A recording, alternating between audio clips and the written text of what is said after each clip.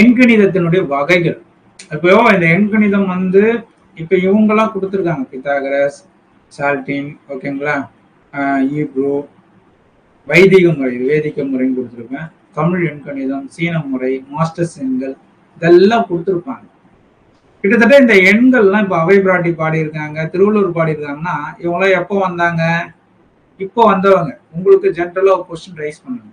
மிஞ்சி இருந்தா இந்த பித்தாகரஸ் இவங்கெல்லாம் வந்து எப்ப இருப்பாங்க? கிட்டத்தட்ட ஒரு 1000 வருஷம் இருக்குமா? ஆனா நம்ம திருவள்ளுவர் எப்ப இருந்திருக்காரு பாருங்க, 2000 வருடத்துக்கு முன்னாடி. கிட்டத்தட்ட அவருடைய ஆண்டு காலம் வந்து 2000 கிபி, கிமுக்கு முன்னாடி தான் திருவள்ளுவர் வருடம். சரிங்களா? அவை பிராட்டி இப்படி வாழ்ந்திருக்கலாம், இப்ப கூட வாழ்ந்திருக்கலாம் சொல்லப்படுது. ஏன்னா அதியமான்லாம் வாழ்ந்த காலங்கள் வந்து இப்பதான் நியர்பை ஒரு 600-700 வருஷத்துக்கு முன்னாடி சொல்லிடலாம். ஆனா திருவள்ளுவர் அப்பயே சொல்லிட்டு போயிருக்காரு. அப்போ கிட்டத்தட்ட அந்த எண்களை பத்தியும் எழுத்துக்களை பத்தியும் உங்களுக்கு சித்தர்களும் மகான்களும் உங்களுக்கு நிறைய கொடுத்துருக்காங்கன்ற விஷயத்த திருவள்ளுவர் வச்சுதான் தெரிஞ்சுக்க முடியும். மற்ற பிரகாரம் வந்து நம்ம பெருசா தெரிஞ்சுக்க முடியுமான்னா தெரிஞ்சுக்கிறதுக்கு வாய்ப்பு கம்மி. ஆனா அதெல்லாம் இவங்க ஆய்வு செஞ்சு உங்களுக்கு கொடுத்தவங்க. சரிங்களா? ஏன்னா நம்மளுடைய தமிழ் பாரம்பரியத்துல நிறைய முறைகள் இருக்குது. ஆனா அதெல்லாம் அழிக்கப்பட்டிருக்கு, புனைக்கப்பட்டிருக்கு. ஏன்னா ஒரு ஒண்ணும் கிடையாது. இப்போ தமிழ்ல எவ்வளவு புனைக்கப்பட்டிருக்கு. இங்கிலீஷ் வார்த்தைகள் இல்லாத உங்களால பேச முடியுமானா கட்டாயம் கஷ்டம். ஒரு நாளைக்கு உங்களால குறைஞ்சது, நான் 1 மணி நேரத்துக்காக கூட சொல்றேன், ஒரு 10ல இருந்து ஒரு 100 இங்கிலீஷ் வேர்ட்ஸை வந்து நீங்க பயன்படுத்தாம, நானே பயன்படுத்தாம, யூஸ் பண்ணாம அப்படின்றதுக்கு வந்துடும். ஓகேங்களா? அந்த அளவுக்கு இப்போ மாறி போயிடுச்சு. எவ்வளவு காலம்? 20 வருஷத்துலயே 20 வருஷத்துக்கு இவ்வளவு சேஞ்சஸ் ஆயிடுச்சு. இங்கிலீஷ் வந்து இப்ப பேச ஆரம்பிச்சு. இதுக்கு முன்னாடி 20 வருஷத்துக்கு முன்னாடி இருந்த தமிழ் முறைகள் வேற இருந்தது. அப்போ கிட்டத்தட்ட இதெல்லாம் 1000 வருடம் 2000 வருடங்கள் கடைச்சு வந்திருக்கும் போது நம்மளுடைய முறைகள் ஏன் மறைக்கப்பட்டிருக்க கூடாதுன்னு கொஸ்டின்ஸ் உங்ககிட்ட வச்சிடறேன். நான் சொல்ல வரல. ஆனா இருந்தாலும் இவங்களுடைய முறைகள்ல இவங்க என்னென்ன சொல்றாங்கன்றத உங்களுக்கு சொல்லித்தரேன். சரிங்களா? எல்லாத்தையும் வந்து உங்களுக்கு நானா சொல்லல, என்னுடைய புரிதலை தான் சொல்றேன். உங்களுடைய இது வந்து இதுல தப்பு தவறுகள் இருந்தால் பொறுத்துக்குங்க. மீறினாக நீங்க என்னோட ஜீனியஸ் வந்து நான் மன்னிச்சிருங்க. ஓகேங்களா? பித்தாகரஸ் என்ன சொல்றாரு பாருங்க. மிகவும் பிரபலமான முறை தான் அதிகமா வந்து நிறைய பேர் பயன்படுத்துறாங்க. 1 முதல் 9 வரை அடிப்படையாக பயன்படுத்தப்படுகிறது. இந்த முறை எப்படி பயன்படுத்தப்படுதுனாக்கா, ஏவுக்கு ஒரு வேல்யூ கொடுக்குறாங்க. ஏவுக்கு வந்து 1ன்னு கொடுத்துட்டு அதுல இருந்து கண்டினியூவா ஏவுக்கு 1, பிக்கு 2, சிக்கு 3 அப்படின்னு கொடுத்துட்டு ஐக்கு 9 வரல கொடுத்துட்டு திருப்பியும் ஐக்கு அப்புறம் என்ன வரும்? ஜே வந்துருமா? ஜேவுக்கு 1 அப்படின்னு கொடுப்பாங்க கண்டினியூவா. இந்த மெத்தட்ஸ்ல இவர் என்ன பண்றாங்க? இவங்க கொடுத்துறாங்க. இதை வச்சு லைஃப் பார்ட் நம்பர், ஓகேங்களா, வாழ்க்கையினுடைய எண், பெயர் எண், இது போல விஷயங்களை வந்து வச்சு இவர் சொல்லக்கூடிய முறைகள் பித்தாகரஸுடைய மெத்தட்ஸ். இது வந்து சால்டியன், கெலடியன் இப்படின்லாம் மாதிரி சொல்லுவாங்க. ஓகேங்களா? நான் வந்து இது சால்டியன் சொல்றேன்னு வச்சுக்கோங்க, இல்லை கெலடியன் மெத்தட்ஸ்ன்னு சொல்லலாம். இது மெசடோபியா காலத்துல இருந்து இது வந்து பயன்படுத்தக்கூடிய முறை. ஒவ்வொரு எழுத்துக்கும் தனித்தனி அதிர்வெண், அந்த எண்ணினுடைய வைப்ரேஷனை பொறுத்து சொல்லப்படுது. இப்ப நம்மளதுல இருக்கு பாத்தீங்களா, மாத்திரை அளவு தெரியுமா எல்லாருக்கும்? மாத்திரை அளவு. ஆனா ஒரு மாத்திரை, ஆ அப்படின்னா 2 மாத்திரை. ஓகேங்களா? இந்த மாதிரி மாத்திரை அளவு நம்மளுக்கு பிரிச்சிருப்பாங்க. ஆ, ஆ, இக்குன்னா அரை மாத்திரை. இந்த சவுண்டை வச்சுதான் அந்த எழுத்துக்களை பிரிச்சிருப்பாங்க. அந்த அடிப்படையில தான் வந்து பாத்தீங்க அப்படின்னாக்கா இந்த ஏபிசிடிக்கு வந்து ஒரு வேல்யூ கொடுத்துருப்பாங்க. ஓகேங்களா? இவங்க 9வது நம்பரை இவங்க பயன்படுத்த மாட்டாங்க. மேக்சிமம் இப்போ இந்தியன்ஸ் அதிகமா பயன்படுத்தக்கூடியது கலடியன் மெத்தட்ஸ் தான் அதிகமாக ஃபாலோ பண்றாங்க. ஏன்னா வந்து இந்த சால்டியன் அல்லது கலடியன்ற மெத்தட் வந்து பாத்தீங்க அப்படின்னாக்கா இந்தியா, தமிழ்நாடு முழுவதும் இப்போ இதுதான் வந்து அதிகமா பயன்படுத்தப்பட்டிருக்கு. இந்த பெயர்களை வச்சுதான் நிறைய ஆக்டர்ஸ்ல இருந்து நிறைய பிரபலங்கள் வரைக்கும் வந்து பெயர் மாற்றம் செய்யப்படுகிறது. ஓகேங்களா? இந்த மெத்தட்ஸ் நானும் சொல்லி தருவேங்க.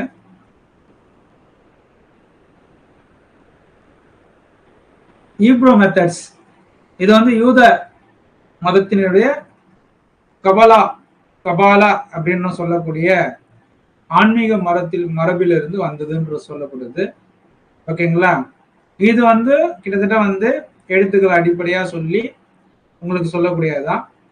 ஈப்ரூஸ் நம்ம என்ன எடுக்கிறோம்னாக்கா அங்கிருந்து பிரமிடு மெத்தட்ஸ் எடுத்துக்கிறோம். அவங்க கொடுக்கப்பட்ட சில நுணுக்கங்களை எடுத்து பிளஸ் கெனடியன் மெத்தட்ஸை பயன்படுத்தி பிரமிடு முறைகள்ல ஆய்வு செஞ்சு பாரம்பரிய ஜோதிடத்துக்குள்ள எடுத்துட்டு போயிட்டு நட்சத்திர அடிப்படையிலையும் கிரகங்களுடைய கட்டத்துல கிரகங்களுடைய அடிப்படையிலையும் ஒரு பெயரை வந்து எடுத்துட்டு வரதான் என்னுடைய தனிப்பட்ட முறையா இருக்கும். இது டோட்டலா டிஃப்ரெண்ட் தான். ஆனா இது பயன்படுத்திட்டு நீங்க உருவாக்கி பாருங்க, கட்டாயம் உங்களுக்கு சக்சஸ் கொடுக்கும். ஆனா இப்பயே முன்னாடி சொல்றேன், என்னுடைய மெத்தட்ஸ் நீங்க ஃபாலோ பண்ணணும் அப்படின்னாக்கா மற்ற மெத்தட்ஸ் எல்லாம் ஈஸியா போட்டுட்டு போயிடுவீங்க. இங்க இப்ப சொல்லிக் கொடுக்குற மெத்தட்ஸ் ஃபாலோ பண்றீங்கன்னாக்கா நீங்க பெரிய ஜீனியஸ் ஆயிடுவீங்க. காரணம் ஏன் அப்படின்னாக்கா இதுல அதிகமான வேலைப்பாடுகள் இருக்கும். எல்லாத்துலயுமே ஃபில்டர் பண்ணும். இப்ப பாரம்பரிய ஜோதிடத்தை ஃபாலோ பண்றது நிறைய பேர் போயிடுவாங்க, கேபி ஜோதிடத்துக்கு போயிடுவாங்க, ஏன்னா ஈஸியா சொல்லிடலாம் அப்படின்னு. அப்படி இல்லையா தாம்பூல பிரசனத்துல தாம்பூல பிரசனம் ஈஸி, டக்கு டக்குன்னு முடிச்சிடலாம். அது போல வந்து பாத்தீங்கன்னாக்கா இந்த மெத்தட்ஸ் இப்ப நான் சொல்லிக் கொடுக்குற மெத்தட்ஸ் வந்து கொஞ்சம் எல்லாத்தினுடைய பகுப்பாய்வு தொகுப்பாய்வாக இருக்கும், கொஞ்சம் அட்வான்ஸ் லெவலாக இருக்கும். உங்களுக்கு வந்து அது ரிசல்ட் நல்லா கொடுக்கும். எனக்கு தேவை ரிசல்ட் தாங்க, நான் வந்து மற்ற பிரகாரம் இல்லை. எல்லாத்தையும் எடுத்துட்டு வந்து ரிசல்ட் எடுத்துட்டு வந்தீங்கன்னாக்கா உங்களுக்கு சக்சஸ் கரெக்டா இருக்கும். உங்களுடைய எவ்ரிடே வாழ்க்கையில நீங்க பயன்படுத்திட்டு நீங்க சொல்லுங்க.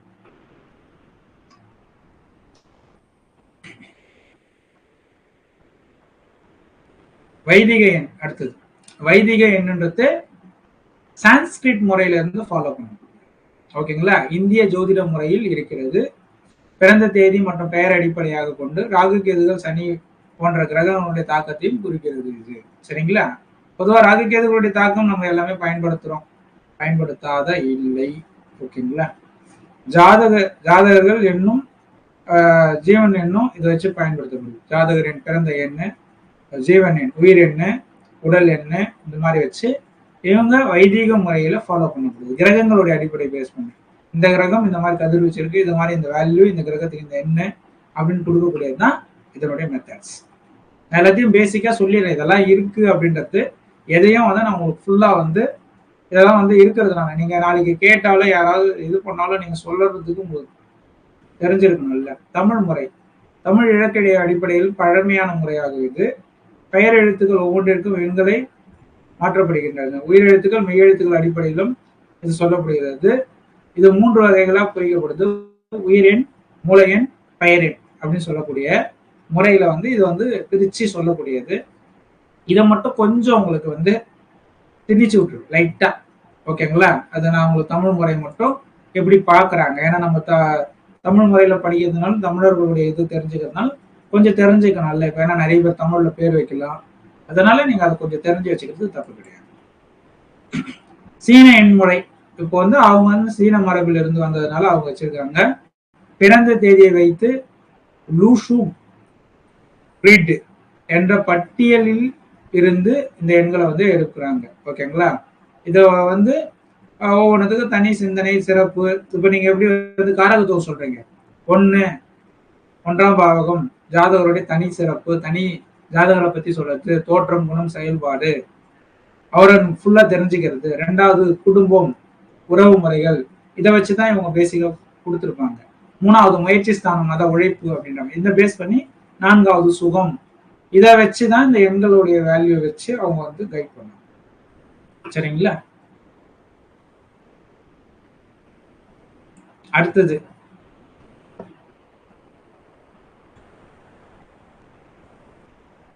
தமிழ் எண்களை பத்தி ஒரு சின்னதா பார்த்துக்கலாம். வேணும்னா இது தேவைப்பட்டா நீங்க எழுதிக்கலாம். உங்களுக்கு தேவைப்படுது நான் பார்க்கணும் அப்படின்னாக்கா யூஸ் பண்ணிக்கலாம், தப்பு கிடையாது. வீட்டில் உட்காந்து ப்ராக்டிஸ் பண்ணி பாருங்க. எல்லா மெத்தட்ஸும் தெரிஞ்சு வச்சுங்க. உங்களுக்குன்னு ஒரு தனி மெத்தட்ஸ் கிரியேட் பண்ணிக்கணும். நானும் பேசிக் எல்லாத்தையும் படிச்சு வச்சிருப்பேன்.